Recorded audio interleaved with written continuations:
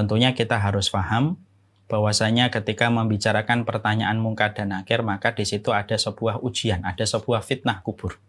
Sudah sering saya sampaikan, fitnah kubur itu umum. Dia bisa bermakna positif, dia bisa bermakna negatif. Fitnah kubur itu bisa jadi naimul kubur dan bisa jadi adzabul kubur. Ujian di dalam kubur itu berujung kepada dua perkara yang pasti, mendapatkan kenikmatan kubur ataupun mendapatkan adzab kubur.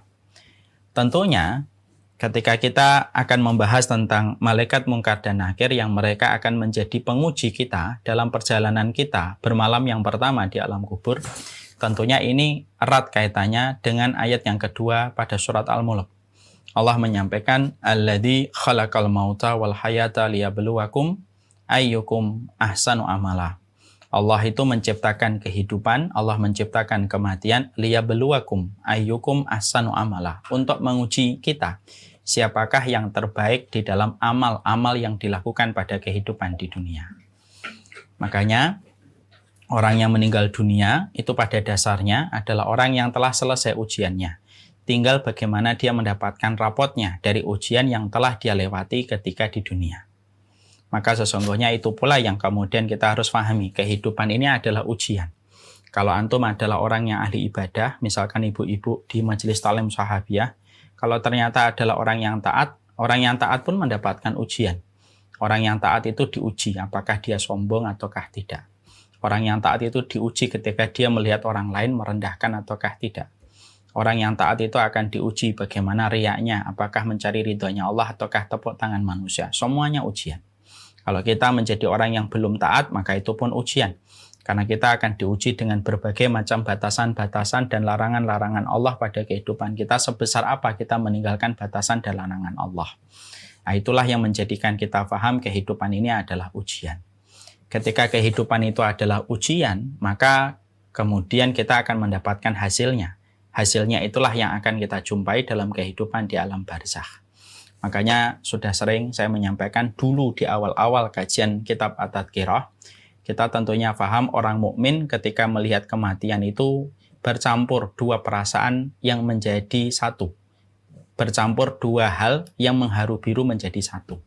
Yaitu adalah ketika orang mukmin itu melihat kematian ada rasa takut tetapi ada rasa harap. Ada khauf, ada roja. Khauf itu takut. Kapan dia takut? Dia takut ketika dia membayangkan amal solihnya yang masih terbatas ataupun masih compang-camping.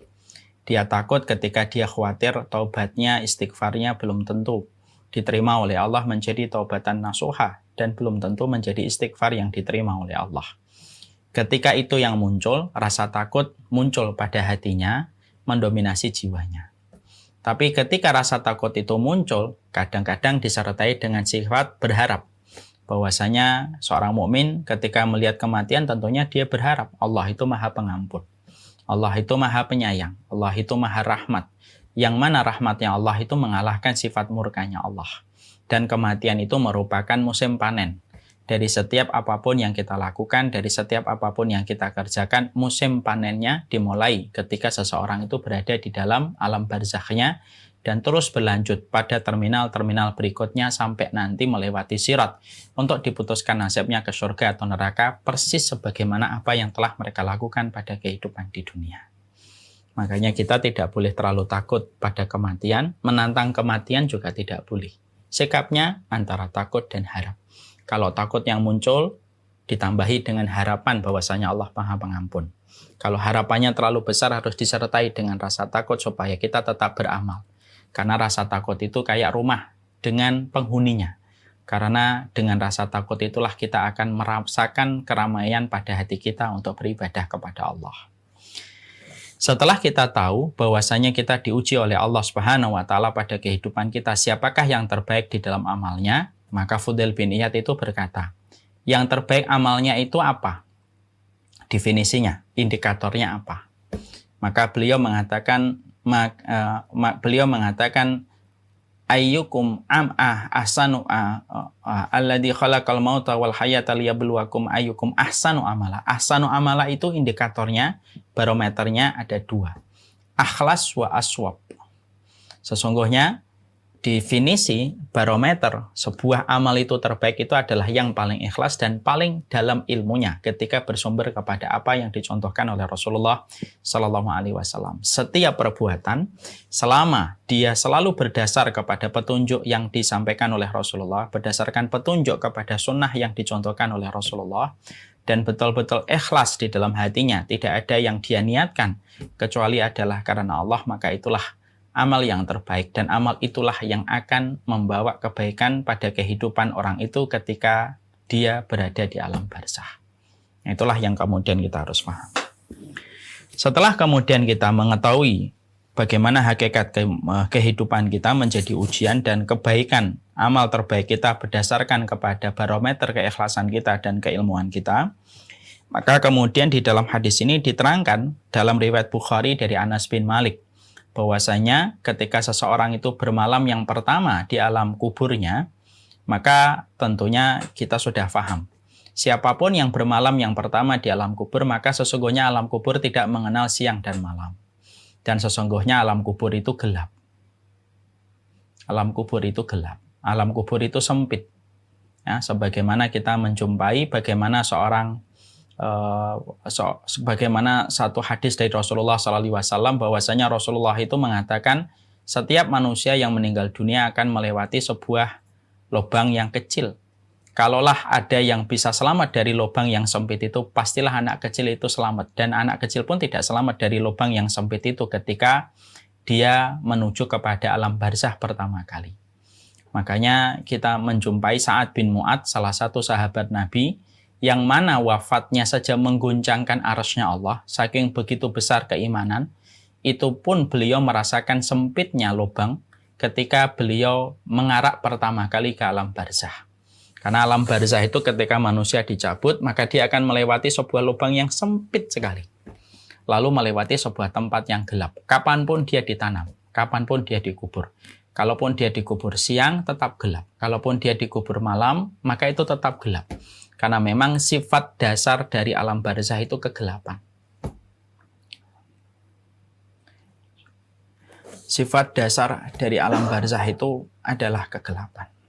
Makanya itulah yang mendapati kita sebuah korelasi yang kuat. Kenapa Rasulullah Shallallahu Alaihi Wasallam sering sekali mensifati sholat itu cahaya, as-sholatu nurun, was-sodaqatu nurun, was-siyamu nurun, wal-Qur'anu nurun. Rasulullah itu sering sekali mengkorelasikan ibadah itu dengan kata cahaya. Sholat itu cahaya, sedekah itu cahaya, tilawah itu cahaya, puasa itu cahaya. Bahkan kalau kita mau pergi ke masjid, kan doanya juga meminta cahaya. Allahumma ja'al fi qalbi nuran, waj'al fi lisani nuran, waj'al fi sam'i nuran, wa fi basari nuran. Ya Allah, jadikanlah hatiku ada cahaya, lisanku ada cahaya, telingaku ada cahaya, mataku ada cahaya, di depanku ada cahaya, di belakangku ada cahaya. Kenapa sering sekali Nabi itu mengkorelasikan setiap perbuatan baik itu dengan kata cahaya? Karena pada dasarnya itulah yang akan menerangi kehidupan kita di alam barzah berdasarkan pelita-pelita yang kita kumpulkan dari amal-amal solih yang kita akumulasikan di dalam kehidupan kita.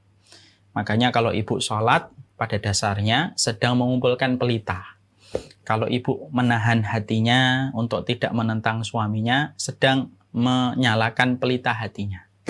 Kalau kemudian kita berpuasa, sedang mengumpulkan pelita yang nanti akan berguna. Pelita itu dalam kehidupan di alam barzah. Makanya ketika orang mukmin bermalam yang pertama kali dan pertama kali mengarak ke alam barzah, maka kuburan yang sempit, dia akan melewati sempit, tapi sempit itu akan membesar. Ya, sebagaimana ketika kita menjumpai ada sebuah lubang yang sempit kemudian membesar. Dan tidak ada yang membesarkan lubang yang sempit itu kecuali adalah amal soleh dan ketaatan yang dibenarkan oleh Allah dan dicatat oleh malaikat raqib. Kemudian alam barzah itu akan bermandikan dengan pelita dan cahaya berdasarkan amal soleh yang kita lakukan. Itulah yang menjadikan kita harus paham bahwasanya setiap ketaatan kita, seluruh ibadah yang kita lakukan dalam parade ketaatan dan ibadah yang kita kerjakan, maka pada dasarnya itulah yang akan menjadi pelita dalam kehidupan di alam barzah kita. Jangan pernah lelah untuk mengumpulkan cahaya, jangan pernah keletihan di dalam mengumpulkan pelita, di mana pelita itulah yang akan bermanfaat besar dalam kehidupan kita tepat ketika kita meninggal dunia.